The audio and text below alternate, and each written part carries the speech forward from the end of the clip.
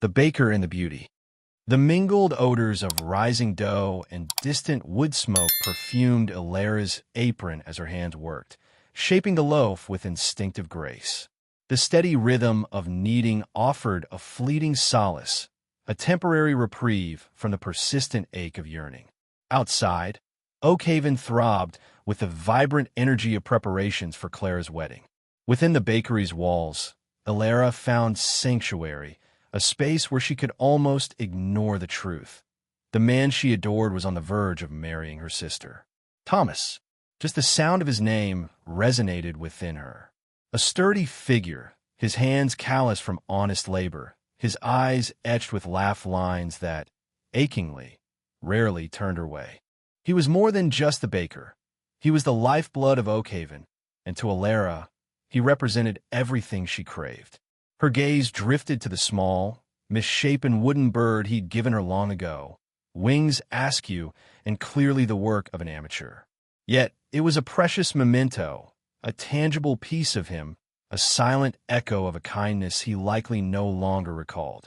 He discovered her sobbing by the river's edge, victim of one of Clara's sharper barbs, and instead of empty consolation, he'd wordlessly gifted her this carving. The memory glowed faintly in the desolate landscape of her unrequited affections. Above, Clara's laughter cascaded down the stairs, resembling the shrill chirping of an overexcited finch. Ilara exhaled slowly.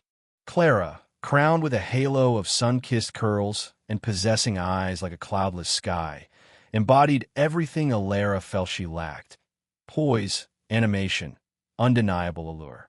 Small wonder she held Thomas captive. The sound of hurried steps heralded Clara's entrance. She floated down the steps in a rustle of silk and a cloud of expensive perfume, her expression already marred by a petulant frown.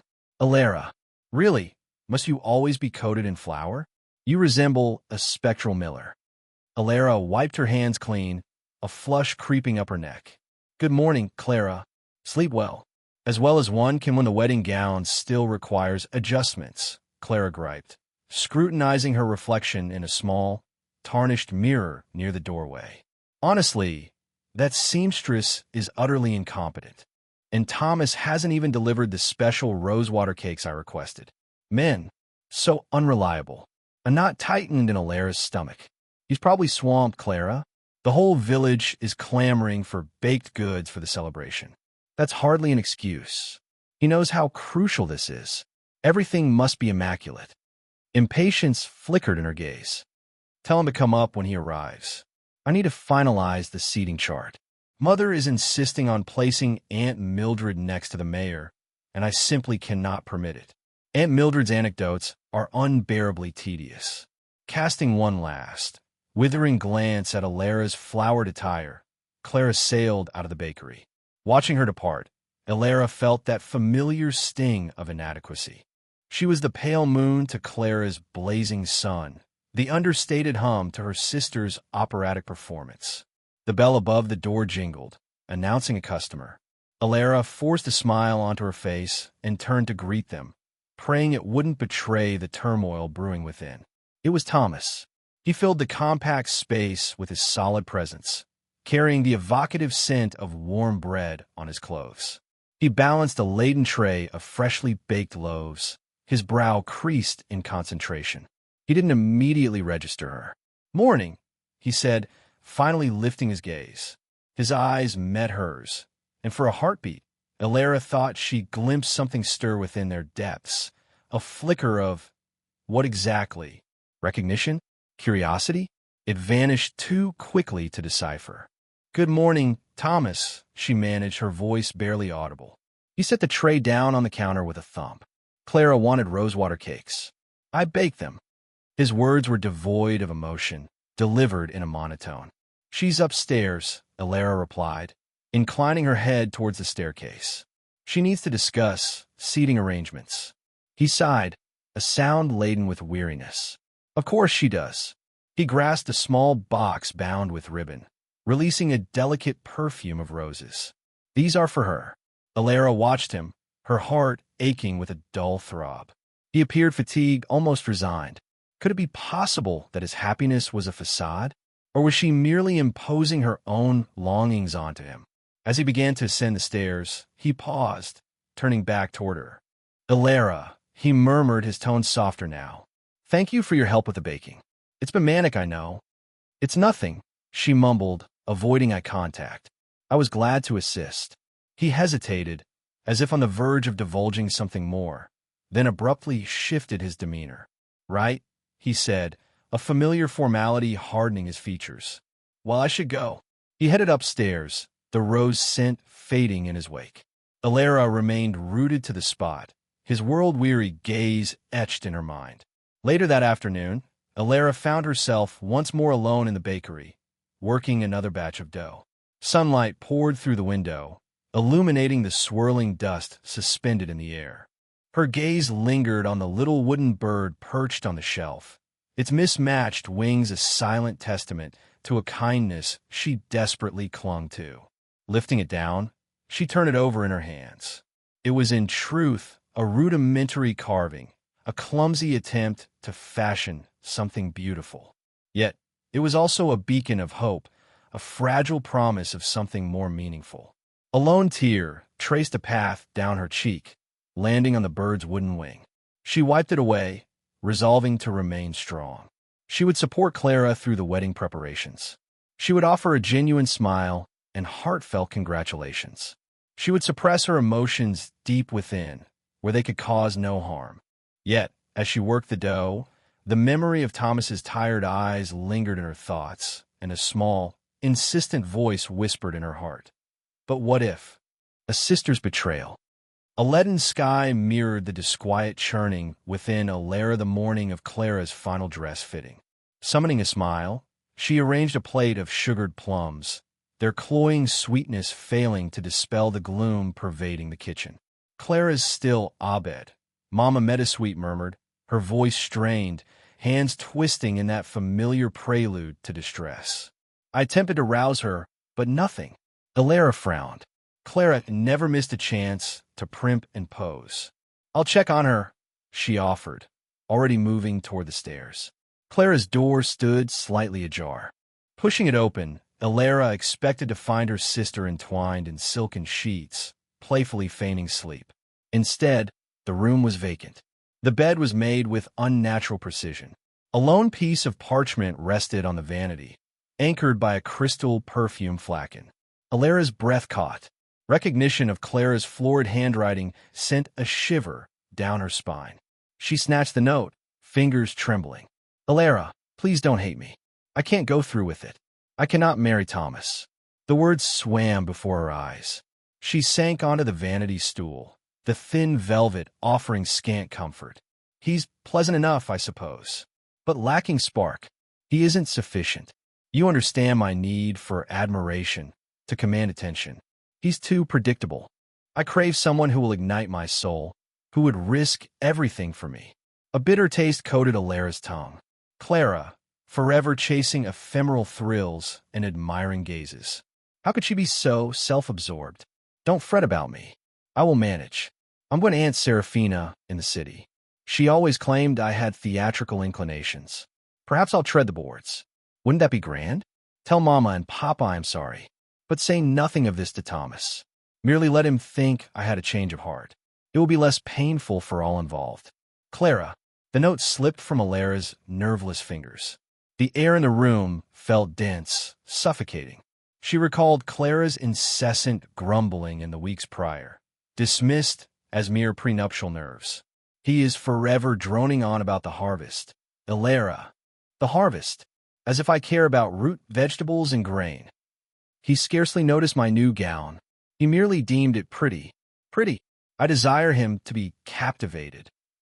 He gifted me a practical cookbook for our anniversary. A cookbook. I yearn for jewels, something dazzling and frivolous. Frivolous. The essence of Clara.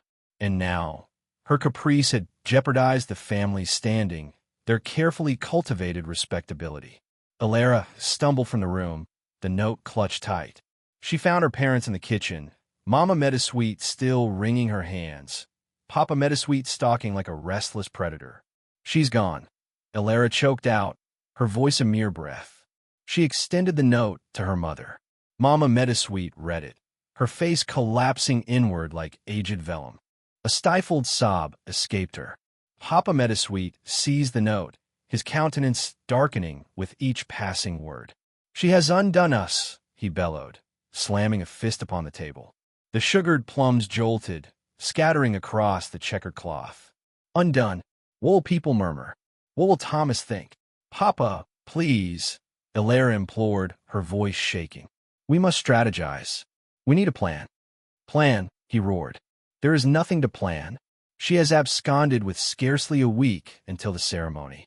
The invitations are delivered, the banquet prepared, the entire village anticipates a celebration.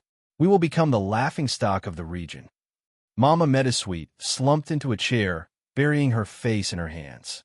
"My reputation," she lamented. "Years spent cultivating respectability, and she squanders it all."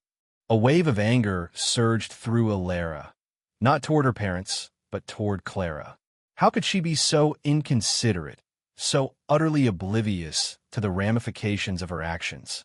She had always known Clara possessed a selfish streak, but this surpassed anything she could have conceived. The ensuing silence was thick with despair, punctuated only by Mama Metasweet's quiet weeping. Elara glanced from her devastated mother to her incensed father, and a terrifying possibility took root in her thoughts. A notion so audacious, so improbable, it stole the very air from her lungs. A daring deception. The quiet in the breakfast room pressed down like a shroud. Papa clutched the crumpled note as though it might bite, while Mama's lace handkerchief became a soggy mess against her perpetually damp eyes. The grandfather clock's ticks sliced through the stillness, each chime a metallic clang against Elara's fraying composure. "Well," Papa finally rasped, his voice like rough stone. "What recourse do we have? The guests will be arriving momentarily. The Thompsons, the bishop." His voice trailed off, the unspoken disaster hanging heavy in the air. Elara inhaled deeply. Now it was the moment. "Perhaps I could." Both parents swiveled, their faces etched with disbelief. "Could what, child?" "Mama quavered. I could wed Thomas." The silence descended once more, a suffocating blanket. Papa's complexion deepened to crimson. "Don't be ridiculous, Elara. This isn't a game of charades. You're not Clara." "I'm aware of that," Elara retorted, her voice surprisingly firm. "But the resemblance is sufficient. The dress is complete, the invitations delivered. Society anticipates a wedding." Concealed by the veil, her throat tightened. "If I emulate Clara, just for the duration of the ceremony, everything can proceed. Afterwards, we can address the situation." Mama gasped a strangled sound. "Elara, darling, that's preposterous. Unthinkable. You cannot simply impersonate your sister in such a manner. It's deceitful. And your future? What becomes of you?" "My future is inconsequential at present," Elara countered, her pulse drumming against her ribs. "Preserving the family's reputation is paramount. Envision the scandal, Mama. The censure, the societal exile. We'll be outcasts." She amplified the threat, preying on their anxieties unapologetically. Necessity overruled scruples. Papa dragged a hand through his thinning hair, dislodging a few strands. "It's lunacy, sheer lunacy." But Elara detected a spark of something in his gaze, a mirroring desperation. "Consider it, Papa," she urged. "Who possesses Clara's nuances better than I? I can replicate her mannerisms, her vocal inflections. I've dedicated my life to observing her." The debate stretched, a torturous seesaw of desperation and principle. Mama's hands twisted ceaselessly, alternating between declarations of moral outrage and tearful entreaties. Papa stalked about the room, muttering darkly about honor and ruin. Elara stood resolute, her initial apprehension transforming into a steely resolve. The prospect of Thomas, of a shared existence, held no allure, but neither did her family's downfall. And a secret, shameful voice whispered, might this not be a chance to finally be noticed, to garner admiration? however fleeting. Finally, after an age, Papa ceased his pacing. He fixed Alara with a look, his eyes a confluence of guilt and profound gratitude.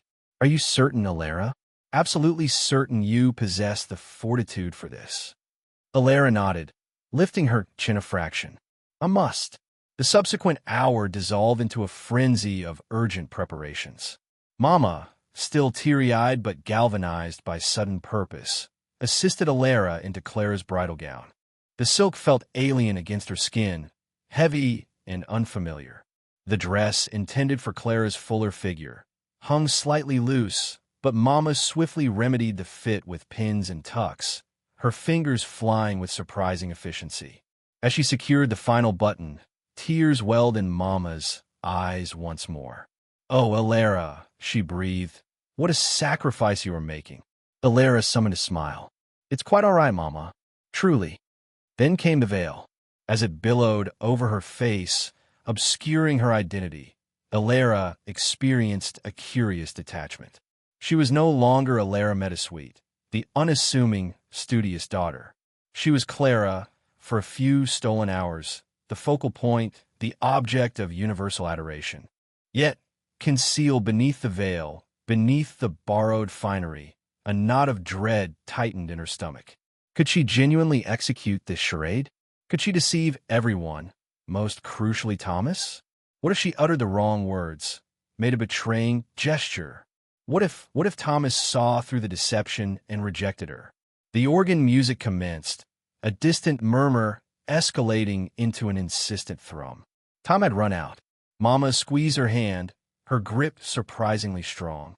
"Remember, Alara," she hissed, "walk deliberately, maintain your composure, and endeavor to smile. And for pity's sake, speak only when absolutely essential." Papa offered his arm, his face a rigid mask. As they advanced towards the door, towards the expectant throng, Alara felt a wave of panic threaten to engulf her. This was it, irrevocable. She drew a steadying breath, straightened her shoulders, and stepped into the glare of the day. The bride's arrival. The carriage rumbled over the gravel leading to Thomas's bakery, each turn of the wheels a jarring note against Alara's frazzled composure. The sugary, yeasty aroma, usually so comforting, now felt cloying, almost sickening. She clutched the plush seat, the borrowed wedding dress, Clara's dress, a silken prison. Its shimmering fabric and intricate lace only underscored the gulf between who she was and the woman she impersonated. When they stopped, the driver, all practiced courtesy, descended to open the door, offering a hand. Alara hesitated, her legs leaden. Taking a steadying breath, she summoned a smile, praying it projected confidence. She accepted his assistance and stepped onto the path. A vibrant tableau assaulted her senses. Streamers danced between the bakery and the neighboring buildings, catching the light. Villagers in their Sunday attire lined the way, their expressions a mix of curiosity and anticipation. A small band, perched on a makeshift dais, played a cheerful, if slightly discordant, tune. Her heart hammered a frantic rhythm. Each gaze felt like an invasion, probing for flaws in her disguise. Lowering her eyes a fraction, she focused on the stones before her and began to walk. A ripple of whispers followed her progress. Snippets of conversation, fragments of judgment, reached her ears. "Doesn't she look radiant? A bit wan, perhaps." Whatever kept her, she maintained a deliberate pace, holding her head high, mimicking Clara's characteristic grace. But inside, she felt like shattered glass. At the bakery entrance, Thomas waited. He was even more striking than she recalled from their brief encounters. His dark hair was meticulously styled, and his bespoke suit enhanced his broad frame. Yet his expression held a distant politeness, almost formality, wholly devoid of warmth. He embodied the image of the successful baker, the man who had captivated Clara. He offered a curt nod as she approached. "Clara," he greeted, his voice smooth but notably lacking affection. "You look well." Alara forced another smile, her throat tight with anxiety. "Thank you, Thomas," she managed, striving for Clara's composed cadence. "Everything is lovely." He gestured towards the entrance. "Shall we?" As they walked, Elara felt the weight of his appraisal. It wasn't the doting gaze she had envisioned from a groom, but something colder, analytical, as if he were examining the quality of an ingredient. They entered the bakery, its interior transformed for the event. Tables draped in pristine linen overflowed with floral arrangements and tempting pastries. The air hummed with anticipation, thick with the mingling scents of vanilla, cinnamon, and sweet expectation. More villagers filled the space, their conversations fading to murmurs as they turned to observe the bride. Elara felt exposed, like a player under the spotlight, every nuance dissected. Thomas guided her to a small chamber, ostensibly for her to freshen up before the ceremony. He opened the door and stood aside, his expression inscrutable. "I'll leave you to it," he announced. "The ceremony will commence shortly." He began to turn away, but Elara found herself compelled to speak, to break through the ice. "Thomas," she began, her voice barely audible. "Are you content?" He paused, his back still to her. The silence stretched, thick and heavy. Then, slowly, he faced her, his eyes locking with hers. "Content," he echoed, a strange flicker in his gaze. "That's a rather complex inquiry, Clara." He turned and departed, leaving Elara alone with her mounting deception. She sank onto a small velvet seat, her limbs trembling. Clara's signature perfume, rich and floral, permeated the space, an ever-present reminder of her masquerade. The villagers' whispers swirled in her head, a discordant chorus of doubt and suspicion. Thomas's cool manner, his evasive reply, deepened her unease. How could she possibly maintain this pretense? How could she feign being someone she wasn't, to wed a man who seemed indifferent, perhaps even to Clara herself? She examined her reflection in the ornate mirror. The woman staring back was a phantom, a washed-out version of Clara, clothed in borrowed elegance. Only the anxiety in her eyes felt genuine, a stark contrast to the veneer of composure she struggled to maintain. A wave of dizziness coursed through her. She closed her eyes, willing herself to find strength, to be brave for her family, for Clara. But as the band's music swelled, signaling the beginning of the service, she knew this was merely the prelude. The real trial awaited, and she had no certainty she could endure it. A tangled web. The wedding feast was a blur of forced smiles and stilted conversation. Elara, still reeling from Thomas's unsettling lack of warmth, found herself trapped in a social performance she was ill-equipped to handle. Clara, with her flamboyant personality, had been the darling of Oakhaven. Elara, quiet and observant, had always preferred the company of books to boisterous gatherings. Now, she was expected to be Clara. She attempted to engage in Clara's favorite pastime, discussing the latest ribbons and fabrics at Mrs. Gable's haberdashery. "Did you see the new silk brocade, Mrs. Gable? Simply divine, isn't it?" she asked, trying to mimic Clara's breathless enthusiasm. Mrs. Gable, a woman with eyes as sharp as her needles, raised a skeptical eyebrow. "Well, Clara, dear, you usually favor the lace. Said brocade was too common for your taste." Elara's heart hammered against her ribs. "Oh, you know how I am," she stammered, forcing a laugh. "Always changing my mind." The lie tasted like ash in her mouth. Later, during the dancing, Thomas led her onto the makeshift dance floor. His touch was light, almost impersonal. He held her at arm's length, his gaze fixed somewhere over her shoulder. The village band played a lively jig, but Elara felt as if she were dancing on thin ice. "You seem different tonight, Clara," Thomas said, his voice low, almost a whisper. Elara's breath caught in her throat. "Different? How so?" she asked, trying to sound nonchalant. "I don't know," he replied, his brow furrowed. "Quieter, perhaps. Less vivacious." She forced another smile. "Just wedding jitters, I suppose," she said, hoping he would accept the flimsy explanation. But his eyes, the color of a stormy sky, remained fixed on her, searching. The next morning, the reality of her deception settled upon her like a heavy cloak. She was Clara Baker now, wife of Thomas, mistress of a bakery. The weight of the lie was almost unbearable. She tried to busy herself in the kitchen, attempting to recreate Clara's famous cherry pie. Clara, however, possessed a natural flair for baking, a talent Alara lacked. Her first attempt resulted in a soggy crust and a filling that was both too sweet and too tart.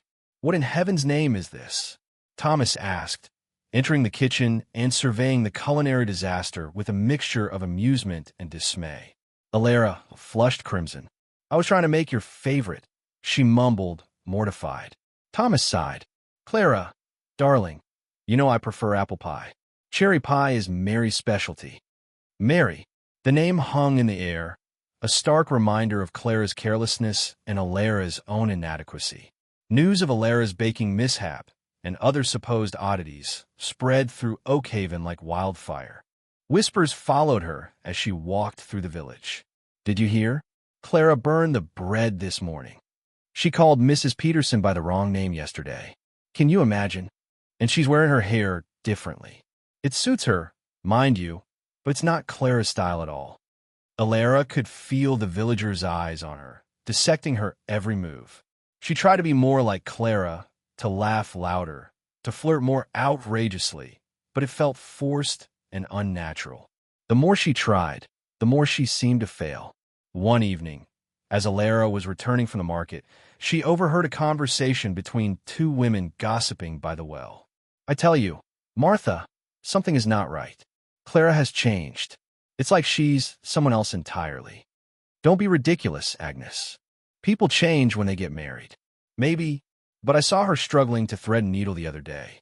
Clara, who could embroider the most exquisite tapestries without even looking. Something is definitely amiss.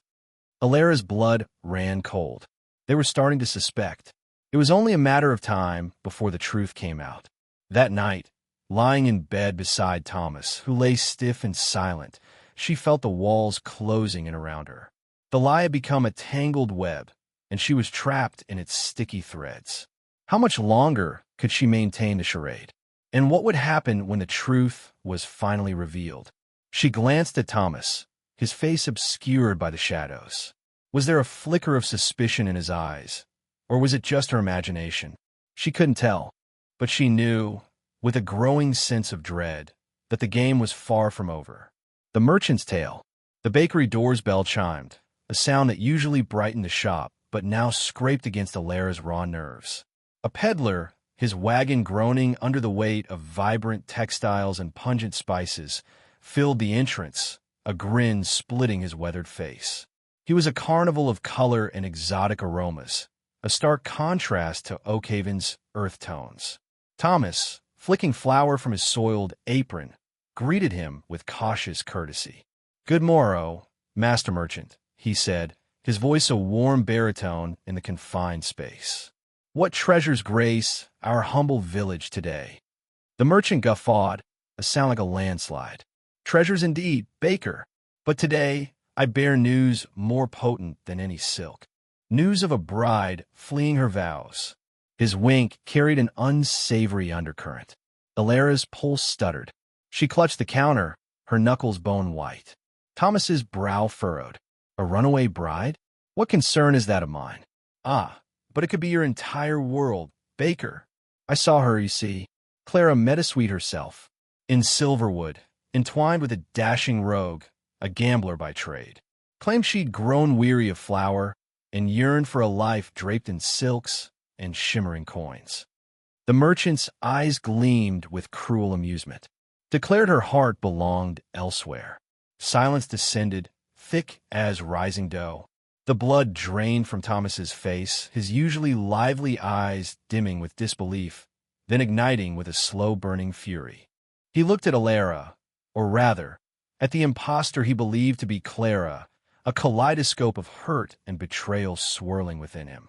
"Is this true?" he rasped, his voice a dangerous tremor. Words failed Alara. The weight of her deception was a crushing burden. She offered a weak shake of her head, a pathetic attempt at denial. Oblivious to the wreckage he'd caused, the merchant pressed on. They journeyed south, toward the capital's allure. Said she craved the world stage, not just the kneading board. Another laugh, a gravelly rasp that reverberated through the cozy bakery. Thomas's fist slammed down on the counter, jarring the spice jars. "Get out," he bellowed, his voice cracking with unbridled rage. "Out of my sight." Finally grasping the enormity of the situation, the merchant hastily gathered his wares and vanished from the bakery, leaving behind only a swirling cloud of exotic scents. Thomas wheeled around to face Alara, his eyes pools of raw, wounded anger.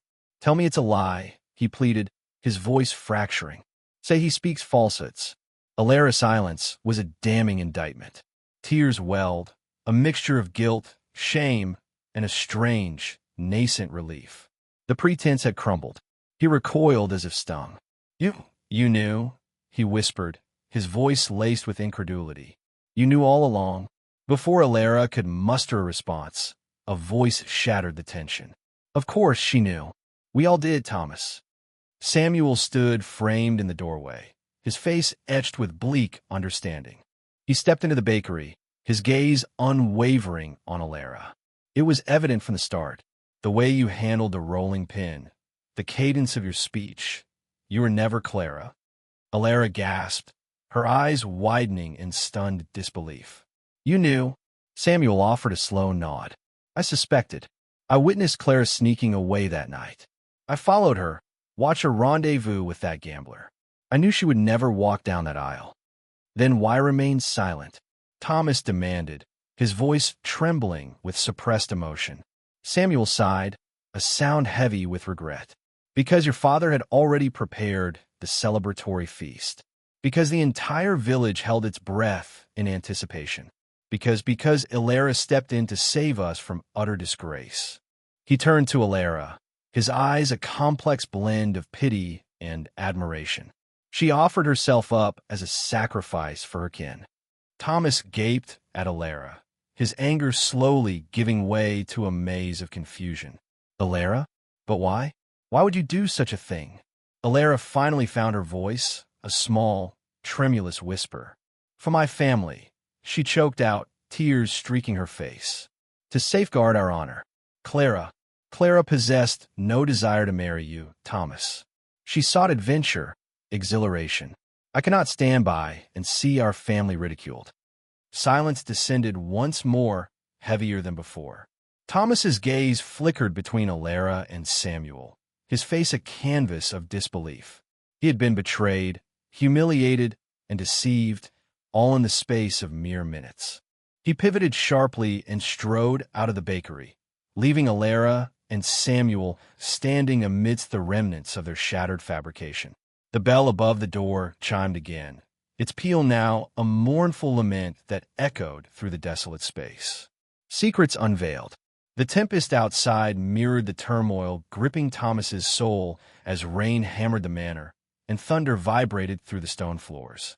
He remained in the library, a statue carved from despair, before the feebly glowing fireplace.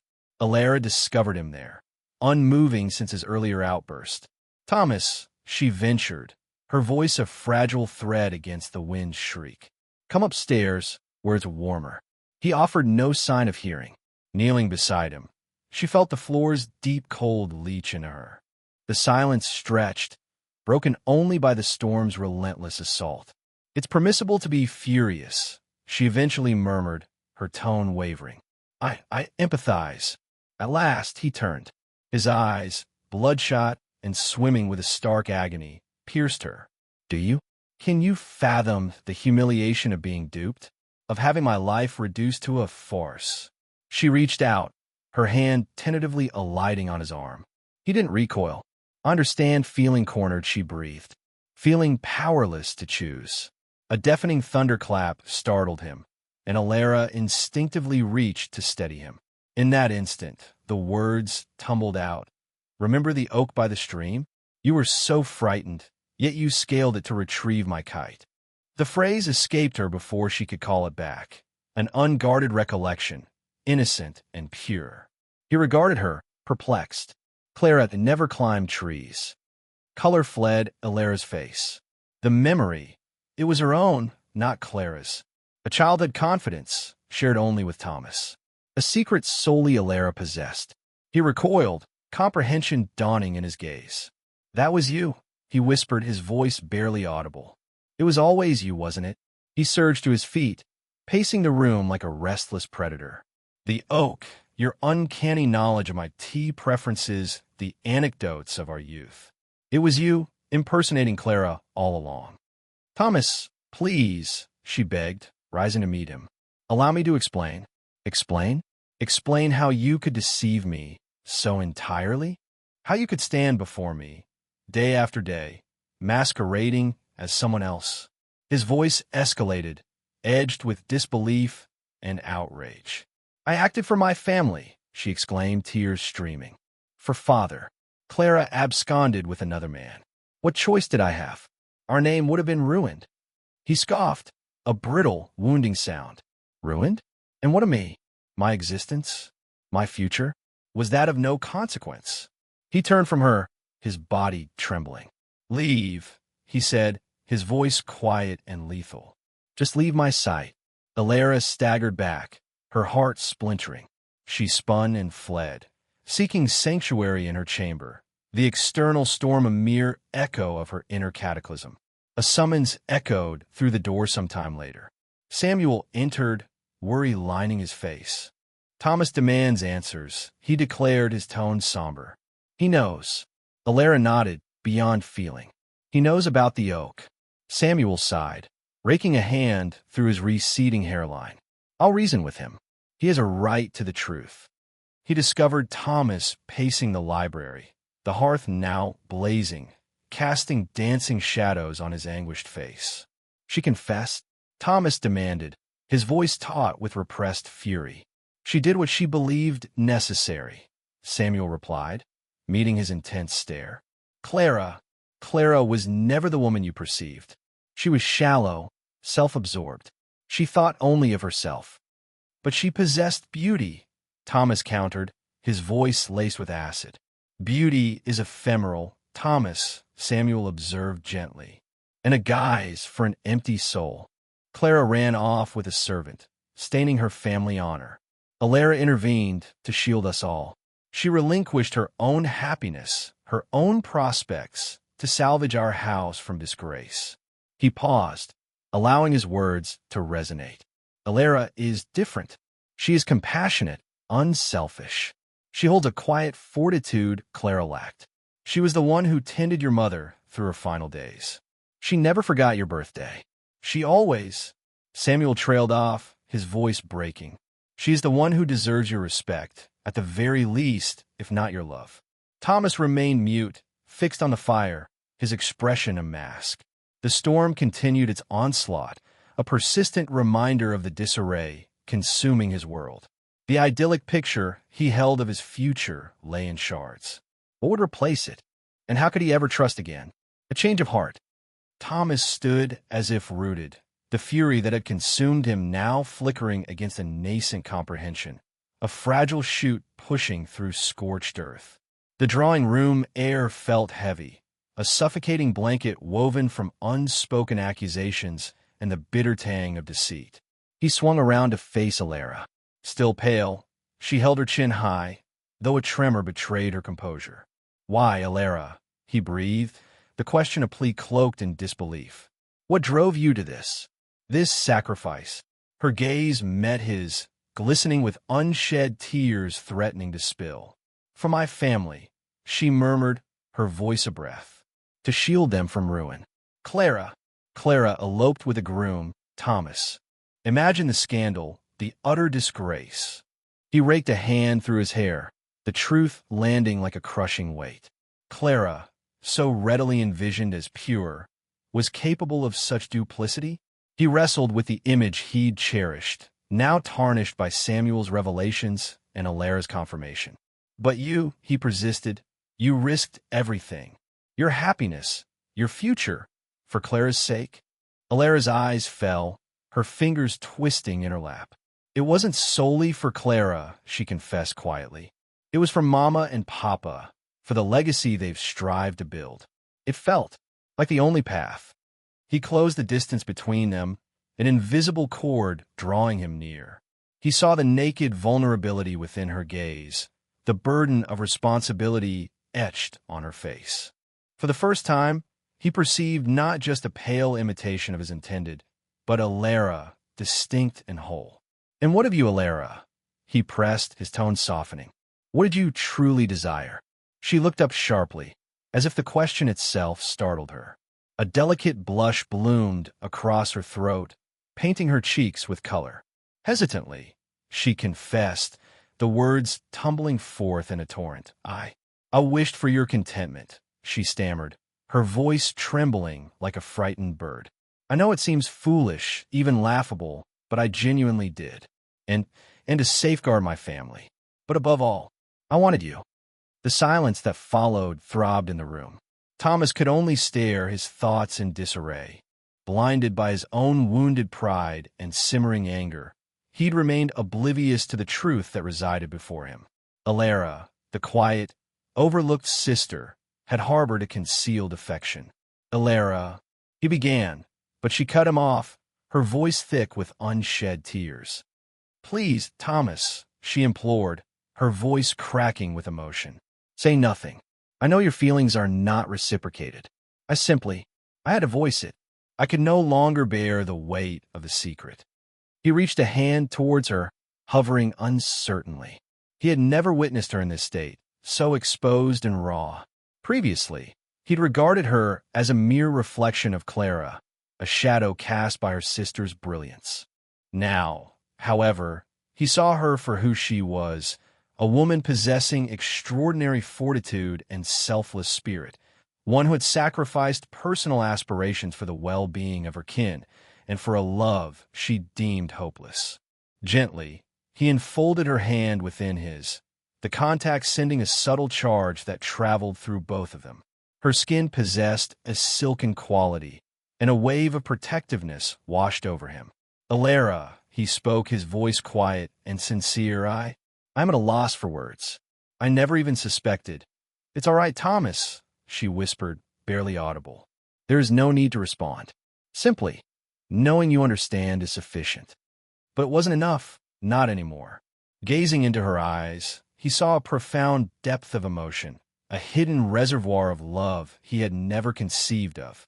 He witnessed a beauty that defied superficial assessment, an inherent radiance that emanated from within.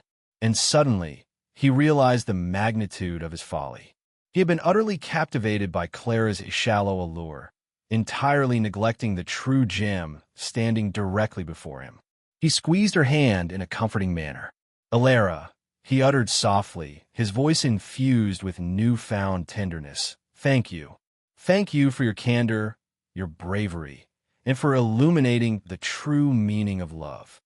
He understood it would demand considerable time to disentangle the convoluted web of falsehoods and deception, and to heal the wounds that had already been sustained. Yet, as he gazed deeply into Alara's eyes, a flicker of hope emerged, a sense that, perhaps, from the shattered remnants of his dreams, something genuinely beautiful might still blossom. Seconde chance. The downpour had ceased, leaving the air cleansed and fragrant with dewy earth and the sweet perfume of budding flora. In the parlor, Thomas and Alara sat by a dwindling fire, its light painting the walls with restless shadows. He'd laid bare his burgeoning affection, admitting that the Clara he'd thought he knew was a shimmering mirage, while the unassuming Alara possessed the very essence of strength and tranquility his soul now craved. Silence followed, pregnant with unspoken possibilities, yet not uncomfortable. A sharp knock fractured the quietude. Mrs. Higgins, her brow furrowed with concern, ushered in a cloaked figure, water tracing paths on the polished floor. As the hood fell back, revealing Clara, Alara recoiled instinctively against the settee. A muscle ticked in Thomas's jaw. Clara. The sparkle had vanished from Clara's eyes, replaced by a world-weariness that seemed to have settled deep within her. "Thomas," she rasped, her voice raw. "Alara, I came to ask forgiveness." The words unleashed a torrent of remorse as she recounted her rash elopement, her infatuation with a traveling musician whose gilded promises had tarnished to dust. Abandoned and penniless, the intoxicating dream soured into bitter reality. Shame had kept her away, but finally she'd summoned the courage to return, hoping for a sliver of grace. I was selfish, so blind, Clara wept, collapsing to her knees. I thought only of my own fleeting desires, never considering the hurt I inflicted on you both, on our family. Please, Elara. Thomas, can you ever forgive me? Elara, initial shock fading into hesitant sympathy, knelt beside her sister. Please, Clara, stand up. It's all right. A glint of resolve surfaced as she added, though your actions were undeniably cruel. Thomas remained standing, his gaze unwavering and keen. He saw genuine regret etched on Clara's face, the fragile spirit revealed beneath the frivolous exterior. A distant pity stirred within him, eclipsed by the profound connection he now shared with Elara. He extended a hand, assisting Clara to her feet. You are forgiven, Clara. However, things can never fully return to the way they once were. Turning towards Elara, his expression softened. My heart finds its home here now. As Clara regarded the pair, comprehension dawned in her eyes. Before her bloomed a love born of shared trials, a testament to truth and sacrifice. A poignant smile touched her lips. I see it plainly. You are always the one for him, Elara. Addressing Thomas, she added, I release you both from any perceived obligation. Be happy. The sisters embraced, a fragile exchange of regret and hesitant solace. Breaking away from Elara, Clara turned to leave. I plan to stay in the village, she announced quietly. My friend at the apothecary has offered me an apprenticeship. It's a modest life, but perhaps precisely what I need. Thomas followed her departing figure with his gaze before turning back to Elara. Kneeling before her, he clasped her hands in his. Elara, he began, his voice thick with emotion. You rescued my family. You rescued me. You revealed the very essence of true love, of genuine sacrifice. Will you grant me the incredible honor of becoming my wife? This time, not as a stand-in, but as the woman I cherish, the woman with whom I wish to spend my life. Tears welled in Elara's eyes, born of joy and disbelief. Yes, Thomas, she breathed, her voice trembling. Yes, 1,000 times yes. He rose and drew her close, enveloping her in a warm embrace. The fire snapped contentedly, bathing their faces in a golden glow. Outside, the storm's vestiges had dissipated, revealing a sky sprinkled with stardust. Later that week, Clara immersed herself in her apprenticeship at the apothecary. She discovered a quiet contentment in the repetitive rhythm of grinding herbs, compounding remedies, and tending to the needs of the village. It was a world away from the glamorous existence she'd once craved, but it offered purpose, a sense of quiet dignity. She cultivated friendships with the village women, finding camaraderie and acceptance in their shared lives. The apothecary became her sanctuary, the village, her newfound home. Thomas and Elara commenced preparations for their wedding, a simple celebration held in the village church. Elara gathered wildflowers for her bouquet, and her dress, sewn with her own 2 hands, was a simple white gown. The sheer joy illuminating her face as she walked down the aisle, arm in arm with her father, eclipsed even the memory of Clara's transient allure. Standing at the altar, exchanging vows, Thomas gazed into Elara's eyes and beheld a love both profound and unwavering, a love destined to endure. He realized he had been given a second chance, an opportunity to forge a life grounded in trust, integrity, and unwavering devotion. And he knew, with absolute certainty, that he would not squander it. Before them lay a future brimming with promise and the gentle fulfillment of a love richly deserved.